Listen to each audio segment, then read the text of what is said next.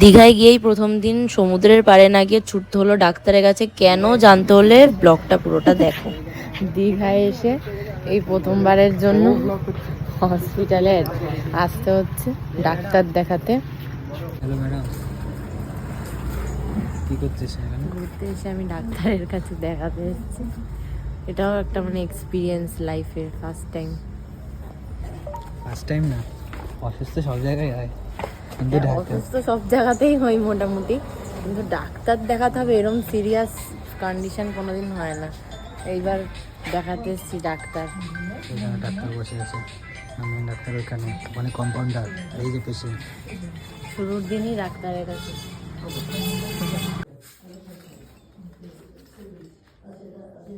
আসলে অনেক সকালবেলা খালি পেটে বেরিয়ে যাওয়ার কারণে আমার একটু গ্যাস্ট্রিকের প্রবলেম হয়ে গেছিলো। সেটা এতই বাড়াবাড়ি হয়েছিল যে অনেক ওষুধ খাওয়ার পরেও কমছিল না। লাস্টে আমরা তো সবাই ভীষণ মানে টেন্সড হয়ে